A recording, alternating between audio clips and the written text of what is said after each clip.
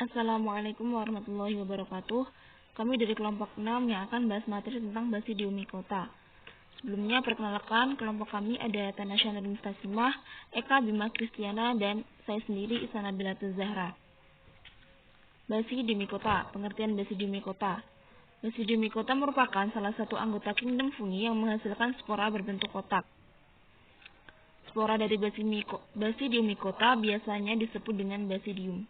Anggotanya bervariasi, ada yang uniseluler serta ada yang multiseluler. Mereka bisa bereproduksi secara seksual dan aseksual. Habitatnya dapat ditemukan di perairan maupun di daratan. Hidup sebagai aproba, namun ada juga yang hidup di tanah dan batang kayu. Ada sekitar 25.000 spesies Basidiomycota yang sudah teridentifikasi. Kemudian ada ciri-ciri atau karakteristik Basidiomycota.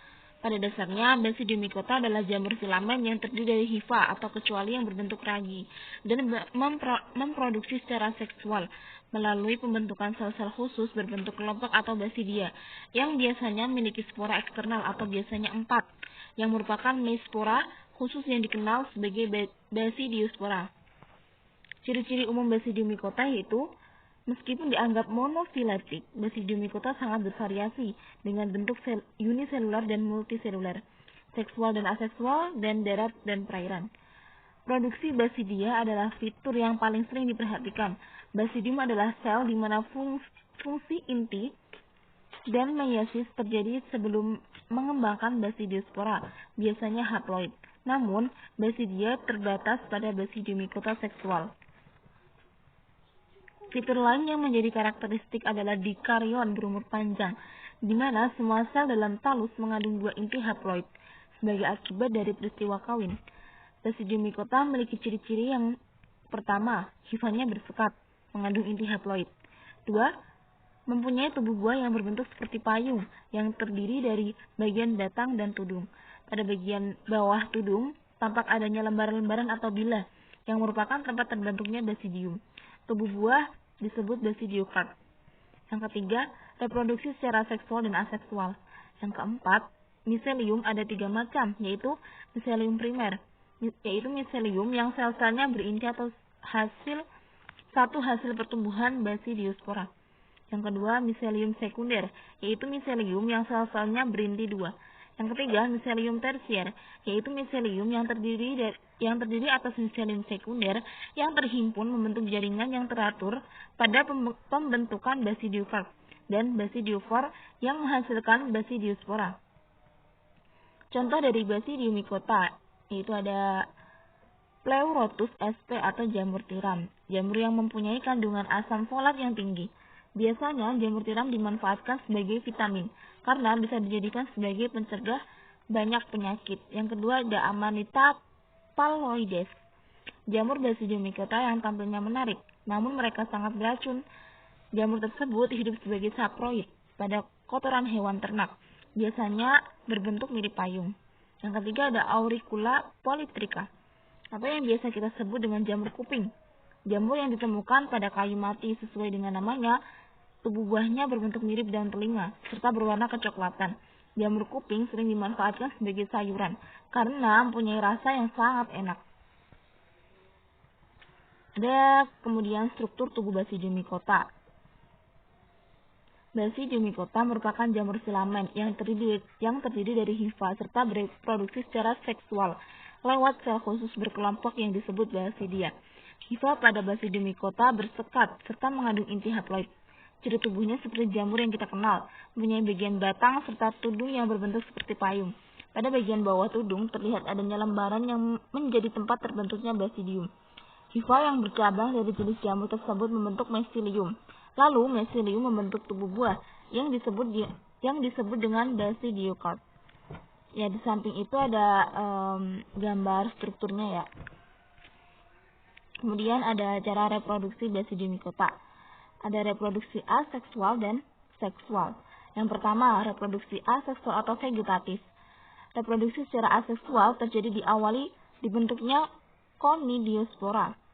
Conidia merupakan spora yang dihasilkan dengan jalan membentuk sekat melintang pada ujung hifa atau dengan diferensiasi sampai bentuk banyak conidia. hifa haploid yang telah dewasa akan menghasilkan conidiofor atau tangkai conidia. Pada ujung conidiofor terbentuklah spora. Kemudian spora itu akan diterbangkan oleh angin.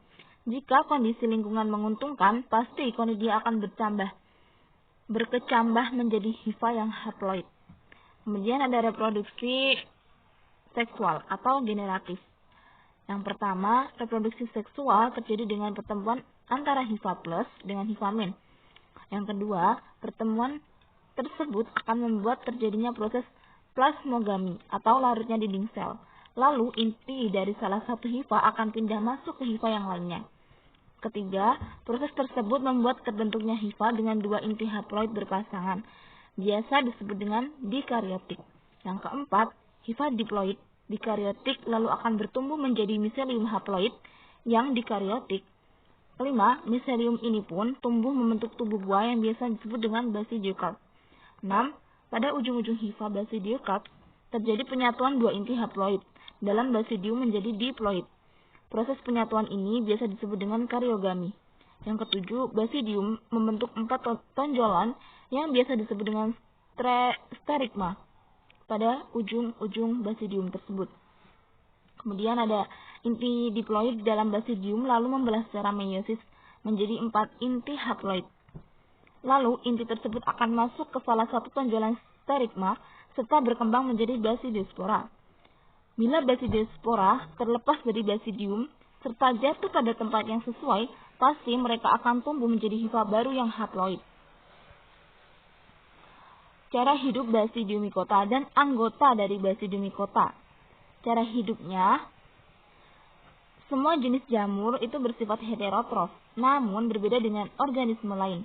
Jamur tidak memangsa dan mencerna makanan.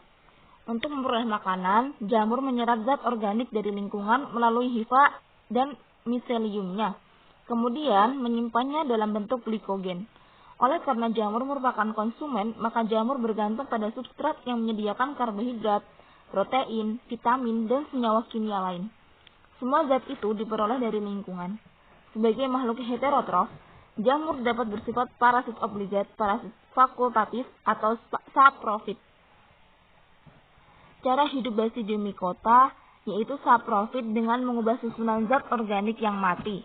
Misalnya saprofit pada serasah daun, merang padi, batang pohon yang mati, dan lain-lain. Sebagian besar jamur saprofit mengeluarkan enzim hidrolase pada substrat makanan untuk mendekomposisi molekul kompleks menjadi molekul sederhana, sehingga mudah diserap oleh hifa. Selain itu, hifa juga dapat langsung menyerap bahan-bahan organik dalam bentuk sederhana yang dikeluarkan oleh inangnya. Anggota Basidiomycota. Filum Basidiomycota adalah salah satu anggota dari jamur. Sebenarnya yang memiliki ciri antara lain memiliki alat reproduksi seksual berupa basidiospora. Filum ini terbagi menjadi 6 golongan besar, yaitu yang pertama Ustilaginales atau jamur gosong. Basidium memiliki dinding silang atau tidak bersepta. Ini adalah promicelium dari Teleospora tersebut. Teleospora tunggal atau sekumpulan dalam kerak atau kolom yang tersisa di jaringan host atau meledak melalui epidermis. Hanya Teleospora dan Basidiospora yang diproduksi. Kemudian ada Uredinales atau jamur karat. Basidium dengan dinding silang, sel jantan tersebut spermatia fertil khusus menerima hifa di spermagonia. Memproduksi 2 dari beberapa spora yaitu Teleospora, Basidiospora, Aesiospore, dan Uredospore. Kemudian ada Exobasidiales, Basidiokarp kurang, Basidia bereproduksi di permukaan pada jaringan yang terparasit. Kemudian ada Ceratobasidiales, Basidiokarp seperti jaring laba-laba tidak mencolok. Basidia tanpa dinding lintas dengan 4 sterigma menonjol. Ada Agaricales. Basidium tanpa dinding lintas diproduksi pada kebanyakan adalah jamur mikrozia. Kemudian ada peran Basidiomycota yang peran menguntungkan, yaitu ada jamur tiram atau hiratake, ada jamur kancing atau campignon, ada jamur merang atau Volvariella volvaceae, dan ada Basidiomycota yang merugikan, yaitu contohnya Pusina graminis atau jamur karat, ada Ustilagomaides, ada Amanita muscaria. Mungkin cukup sekian yang dapat kami sampaikan, kurang lebihnya mohon maaf. Wassalamualaikum warahmatullahi wabarakatuh.